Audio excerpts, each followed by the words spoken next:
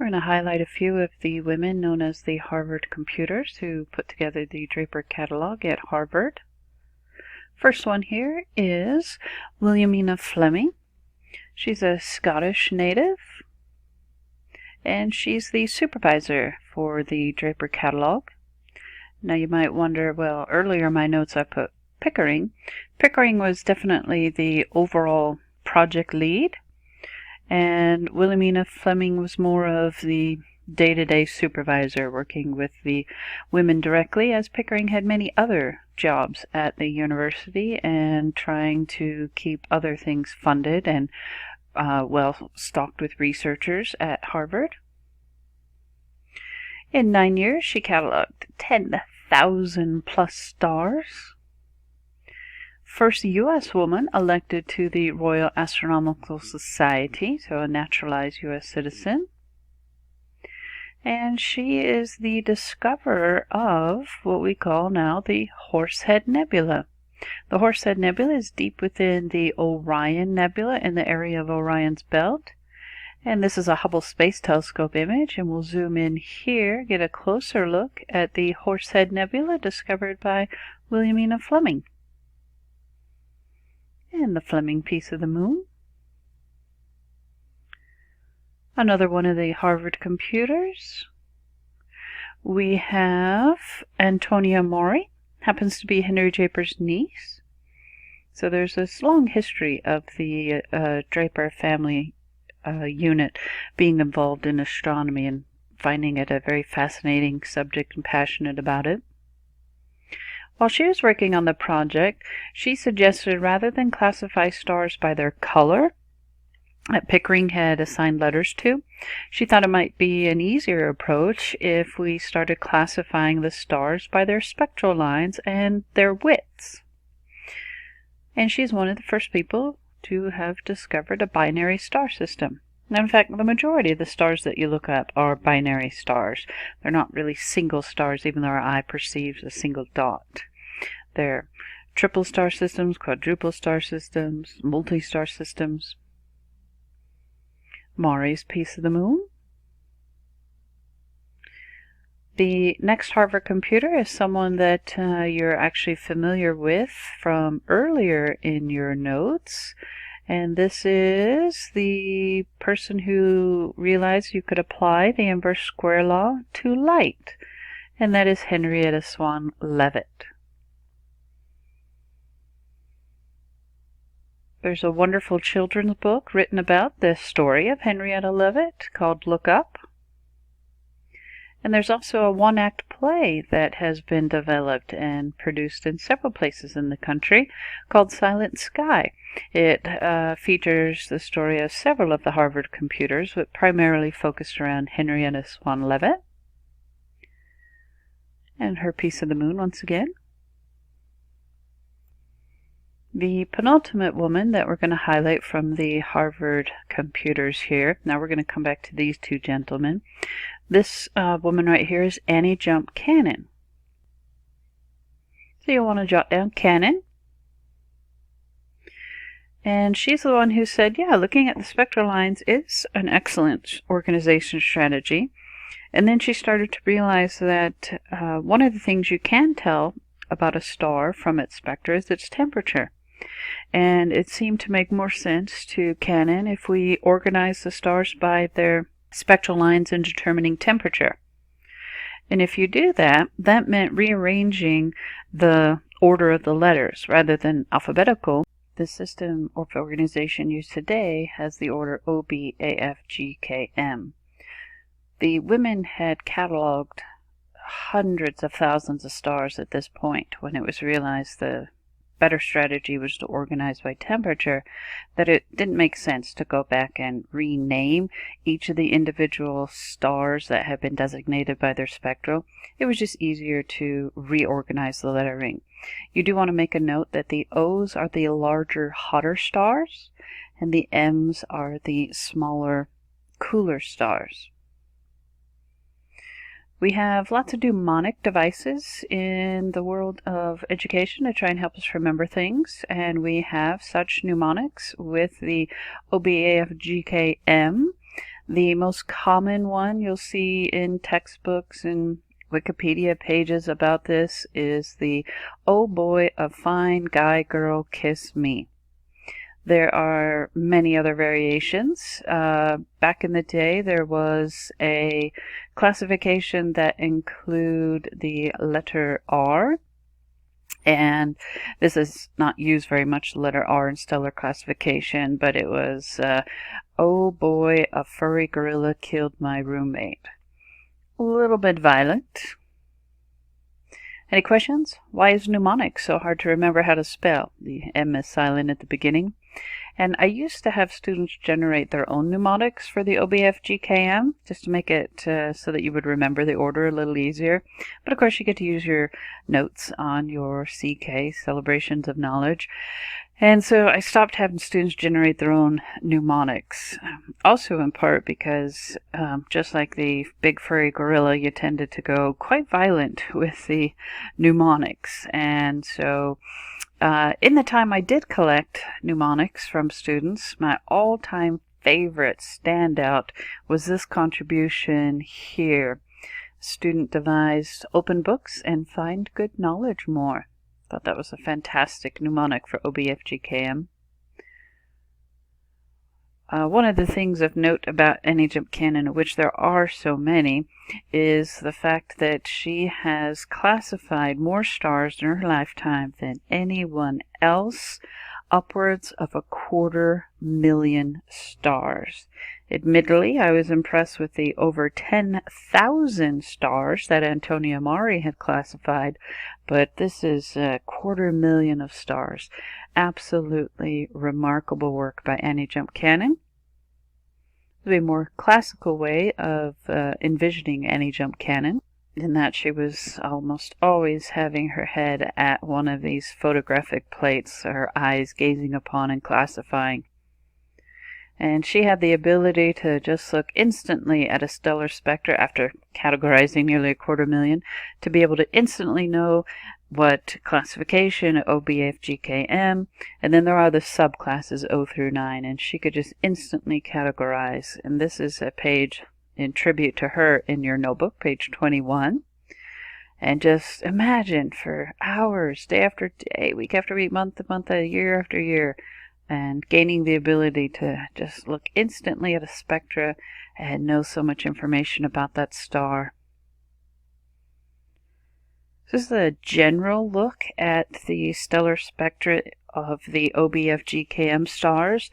The O's, of course, the hottest and the largest. They contain the least amount of elements, whereas the M-class stars have the higher incident of elements, and they are smaller and cooler. Our Sun is a G-class star, and if you want to consider the subcategories, we are a G2 class star. Give you a little sense of scale of these relative sizes.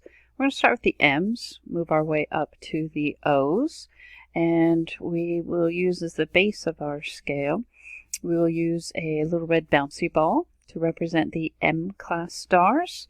And moving on up, the K-class stars, if the M stars are a bouncy ball, then the K stars are going to be about the size of an orange.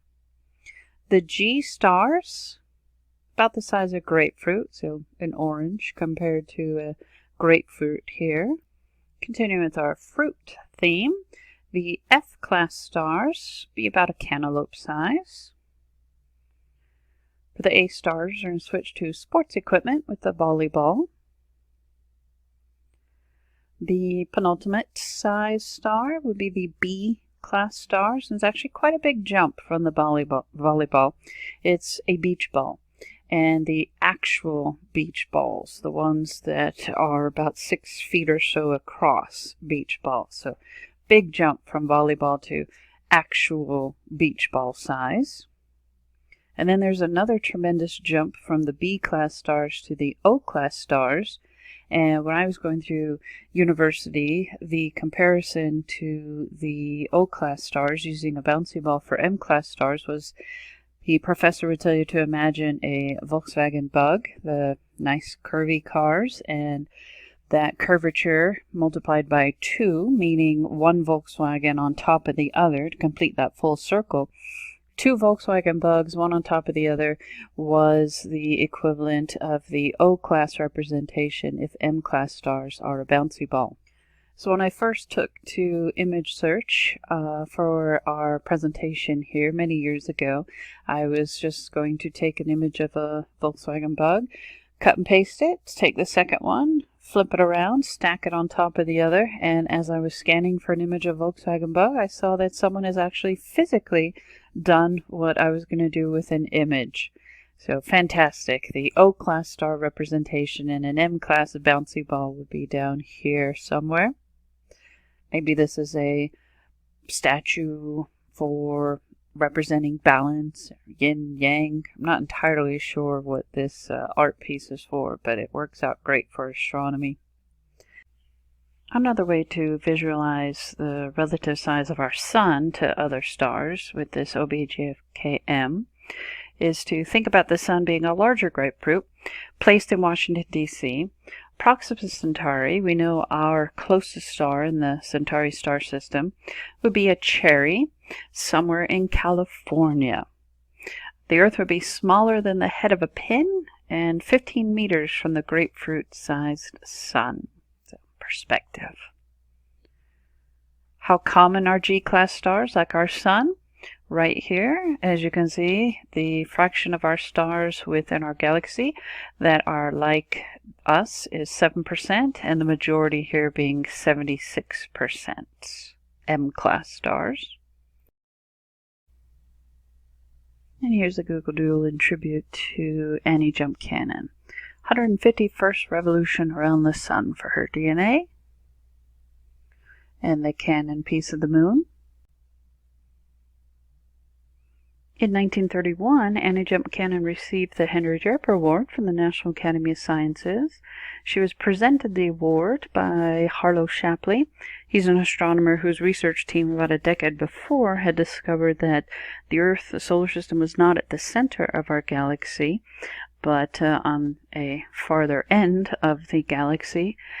And this did cause some controversy in the early 20th century in people not kind of wanting to accept that the Earth isn't the center of our galaxy. So he is the MC presenting to Annie Jump Cannon the award, and it's part of his accolades and tributes to her. He says, "The first medal ever bestowed on a woman by the honorable body of fossils, and one of the highest honors attainable by astronomers of any sex, race, religion, or political preference." There's a little asterisk here by woman, as I think the last time I checked, which wasn't too long ago, I think it's only been 2 women that since the inception of the Henry Draper Award have received the medal, and Annie Jump Cannon, of course, in 1931. I think the next woman to receive the award was in 1984, I think. So that puts in context even more legendary the status of Annie Jump Cannon to have been recognized by her peers, predominantly men in the astronomy science world in the 1930s. So an amazing career by Annie Jump Cannon. So the National Academies once contacted me and asked if I would come and do a presentation for them, and just provide some evidence for you. This is the name tag. It's not a misspelling. That's actually the name of the program I developed, and consequently I'll show you the Smith piece of the moon. Alright, fair enough. It's not that Smith is a common name. It's just well known, my friends. But on a more sobering note, this is the piece of the moon in honor of the astronaut Smith, who perished as part of the Challenger crew of 1986. And this is the astronaut Smith for whom that piece of the moon was dedicated. You have astronaut Scobie, astronaut McNair, astronaut Resnick, astronaut Jarvis, astronaut McAuliffe, and astronaut Onizuka. The next Harvard computer highlighting here is Cecilia Payne-Gaposchkin. She's the one who mathematically confirmed that Cannon's organization by temperature was indeed the process that the women were using, and the math supported that it was temperature. And furthermore, it was Payne who made one of the most revolutionary discoveries in the 20th century in astronomy, and that is the fact there that the stars are composed mainly of the elements hydrogen and helium. Prior to Gaposchkin's study, that was her doctoral dissertation and continued thereon beyond in her postgraduate work, she is the one who provided the evidence that the stars are not made of the heavier elements that was thought to be the case before her discovery of mostly hydrogen and helium. This is the front page of her over 250-page doctoral dissertation, which is pretty standard page number for a dissertation. Notice the editor here, Harlow Shapley. And stellar atmospheres, a contribution to the observational study of high temperature and the reversing layers of stars. And there was a line in her doctoration that she had to include in order for it to be accepted by the doctoral chair and review committee. She boldly stated in her dissertation that the stars are made of mostly hydrogen and helium, but her committee made her put in there that this is the chances of this are improbably high and almost certainly not real. And this line had to go in because this was such a radical idea, so contrary to the current way of thinking, even though she had an enormous amount of data to support her claims provided in her dissertation. Cecilia Payne-Gaposchkin, the woman who discovered what the universe is made of. In 1925, when astronomers believed stars to be made of heavy elements, a 25-year-old student named Cecilia H. Payne wrote a revolutionary doctoral dissertation. She claimed our sun, all stars, and thus the universe itself, were composed mainly of hydrogen. Henry Norris Russell, the leading contemporary expert on stellar spectra, dismissed the young woman's thesis as impossible. And 4 years later, he published a paper of his own announcing the exact same conclusions. So maybe reading her dissertation caused a change of heart. While her name should be as well known as that of Galileo, Newton, or Einstein, the patriarchal structure of institutional academia prevented her from achieving such status. Today, all our science textbooks name hydrogen as the most abundant element in the universe, but few acknowledge how we got to such an essential conclusion, and of course by whom. So it's essential in your notes to include with Cecilia Payne-Gaposchkin the fact that she discovers hydrogen is the most abundant element in the universe, which is a tremendous game changer for the world of astronomy. More of her legacy. In 1925, she was the first person, male or female, to receive a PhD in astronomy from Harvard University, and the first woman to ever become the head of the astronomy department at Harvard. So a little recap here. Cecilia Payne-Gaposchkin studied at Cambridge in the United Kingdom, but was denied a degree because it didn't grant them to women until 1948. She pursued a PhD in the United States, and in her thesis showed the sun is made mostly of hydrogen and helium, and it has been called the most brilliant PhD thesis ever written in astronomy. There's a fun little name graphic. Hydrogen and helium, two most abundant elements in stars, and hydrogen, the most abundant element in the universe. And the Payne-Gaposchkin section of the moon. And since we have taken a moment to look at these Harvard computers, it would be quite unjust if we didn't look at the earlier trailblazers in astronomy, such as Miss Mitchell, the first U.S. woman professional astronomer. Professional meaning collects a paycheck for the work that they do dedicated to the world of astronomer. So the U.S.'s first woman astronomer.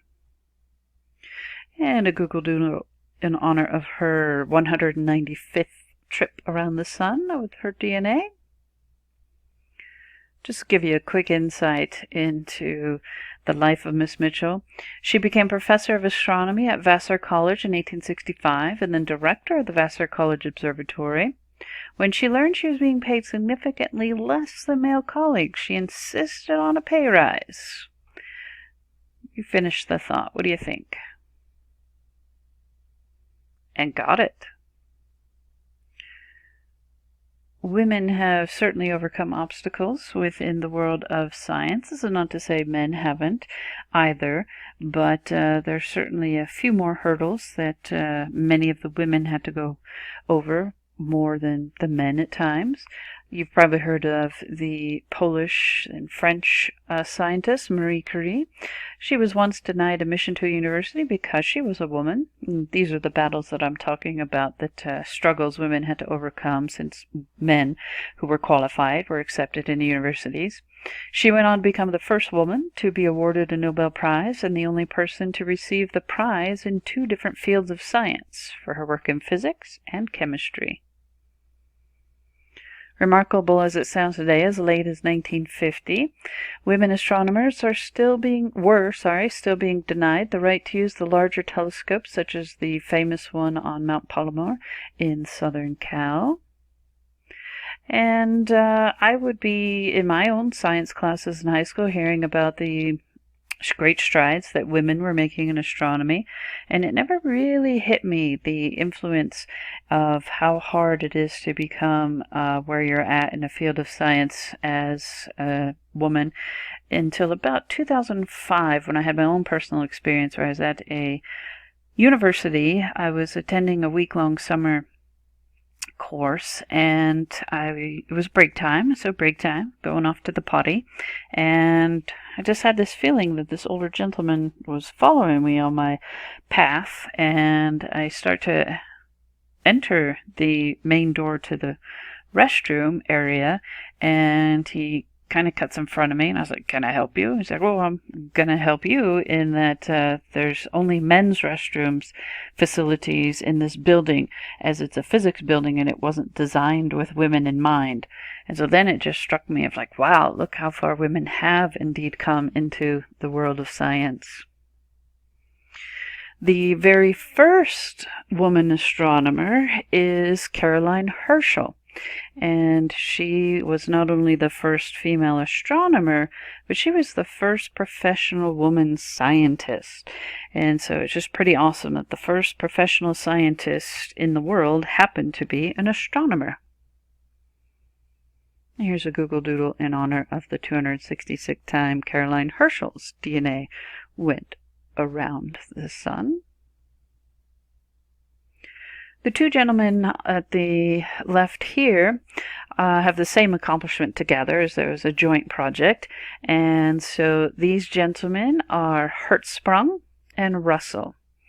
If you've studied science and are aware of the SI unit of frequency being the Hertz, this is not for whom that unit is named after. Hertzsprung is an astronomer, scientist, whereas Heinrich Hertz is the gentleman for whom the SI unit of frequency is named after. I point this out as I frequently will get asked that in class. And one of his research collaborators is Henry Russell. Russell? Yes, the very same Russell who thought Gaposchkin's PhD was initially kind of crazy, and then 4 years later went out and wrote his own paper making the claim that Payne Gaposchkin had. Anyhow, you're going to record the accomplishment of Hertzsprung and Russell.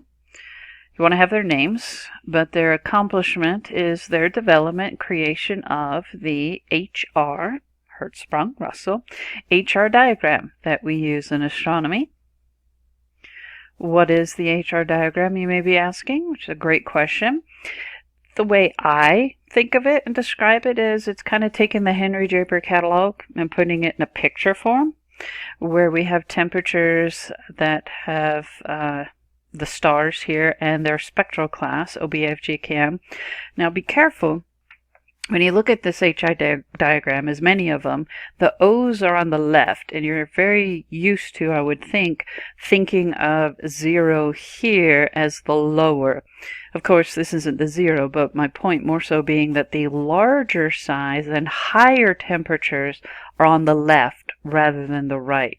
So as you read from left to right, the temperatures are decreasing. And not only are the temperatures decreasing, but the brightness of the stars is as well. Temperature here is in Kelvin. You're probably familiar with the scales of Fahrenheit and Celsius, but there's also the Kelvin scale, named after himself as he came up with the scale, the Kelvin scale. He came up with his own scale of measuring temperature because, well, we all have things that give us the heebie-jeebies, maybe snakes, spiders, public speaking, heights, the classic ones. He got the heebie-jeebies by negative numbers, and he wanted to use a temperature scale that did not therefore have any negative numbers. Recognizing temperature is really a measurement of how fast particles are moving, he put 0 as the temperature lowest point where there's absolutely no motion. And then everything was a positive number from there out. So a 0K, and it's not so much degrees Kelvin, it's 0K, is what we all know as absolute zero. Nothing can be colder than no motion. You don't have motion. Not only do you not have a temperature, but you don't have life within the cosmos. So the Kelvin scale is what we tend to use in astronomy. Did you hear about the man that got cooled to absolute zero?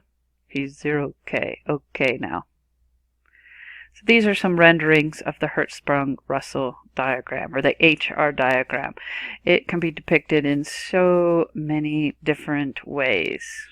There's another HR diagram, another HR diagram, another HR diagram. Surprise, another HR diagram. HR diagram. HR diagram.